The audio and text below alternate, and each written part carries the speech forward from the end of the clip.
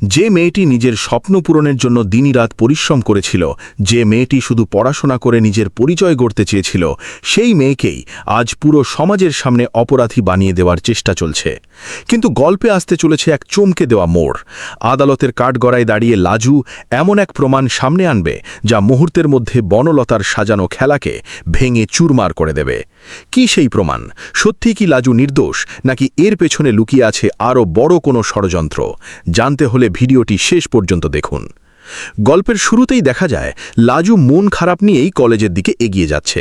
নিজের মনে সে বলতে থাকে, না, আমাকে ভেঙে পড়লে চলবে না, আমাকে পড়াশোনা করতে হবে, নিজেকে প্রমাণ করতে হবে। কিন্তু কলেজের গেটে ঢুকতেই তার জন্য অপেক্ষা করছিল এক ভয়ঙ্কর পরিস্থিতি। হঠাৎ করেই একদল সাংবাদিক তাকে ঘিরে ধরে। একের পর এক প্রশ্ন ছুড়ে দিতে থাকে তারা। লাজবন্তী বিশ্বাস, আপনি কি সত্যি অনুভব চ্যাটার্জিকে মারার চেষ্টা করেছিলেন? কেন লোক ভাড়া করিয়েছিলেন?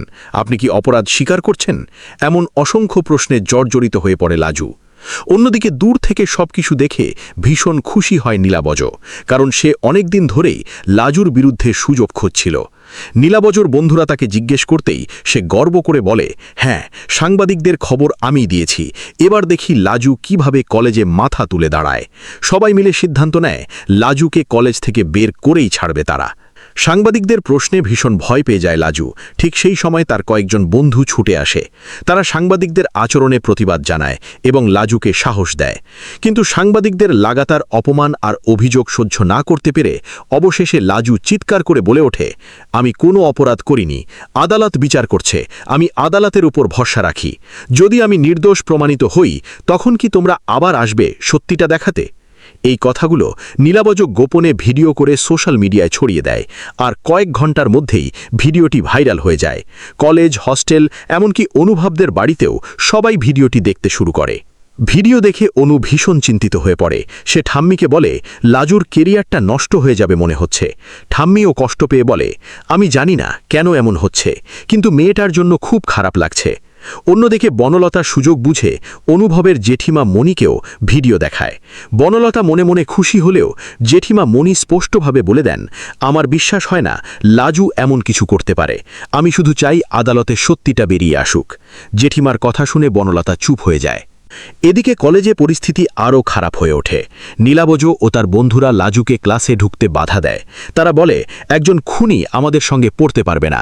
লাজু প্রতিবাদ করে, কিন্তু কেউ তার কথা শুনতে চায় না। শেষ পর্যন্ত সে ক্লাসরুমের সামনে বসে পড়ে এবং ঘোষণা করে, আমি কোথাও যাব না, দেখি কে আমাকে সরায়।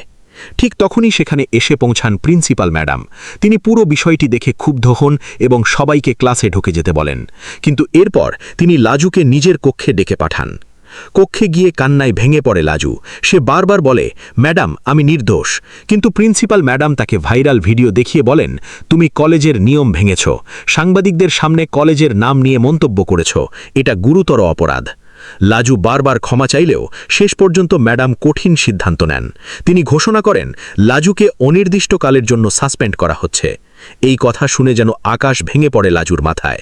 তার স্বপ্ন, তার ভবিষ্যৎ, সবকিছু মুহূর্তের মধ্যে অন্ধকার হয়ে যায়। রাতে হস্টেলের ঘরে একা বসে কাঁদতে থাকে লাজু। ঘুম আসে না তার। তখনই ফোন করেন ঠাম্মি। লাজুর কণ্ঠ শুনেই বুঝে যান কিছু একটা হয়েছে। অনেক জোরাজুরির পর লাজু জানায় তাকে কলেজ থেকে সাসপেন্ড করা হয়েছে। খবরটা শুনে ঠাম্মি অবাক হয়ে যান। তিনি বলেন, শুধু একটা ভুল কথার জন্য তোর পড়াশোনা বন্ধ হয়ে যাবে? না, আমি এটা হতে দেব না। অন্যদিকে বনলতা দেখা করতে যায় জগা এবং তার সঙ্গীদের সঙ্গে। সেখানে গিয়ে তাদের হাতে 20,000 টাকা তুলে দেয়। কিন্তু জগা এবার অন্য সুরে কথা বলে। সে বুঝিয়ে দেয় বনলতার সব গোপন তথ্য এখন তাদের জানা। তারা বলে, এখন থেকে যখনই টাকা চাইব দিতে হবে, না হলে থানায় গিয়ে সব সত্যি বলে দেব। এই কথায় ভয় পেয়ে যায় বনলতা। বাধ্য হয়ে সে আরও 10,000 টাকা দেওয়ার প্রতিশ্রুতি দেয় এবং সেখান থেকে চলে যায়। কিন্তু বুঝতে পারে না তার নিজের পাতা ফাঁদেই সে ধীরে ধীরে আটকে যাচ্ছে। অবশেষে আসে সেই বহুল প্রতীক্ষিত আদালতের দিন। আদালত কক্ষে উপস্থিত হয় লাজু, অনুভব, বনলতা এবং তাদের পরিবারের সদস্যরা।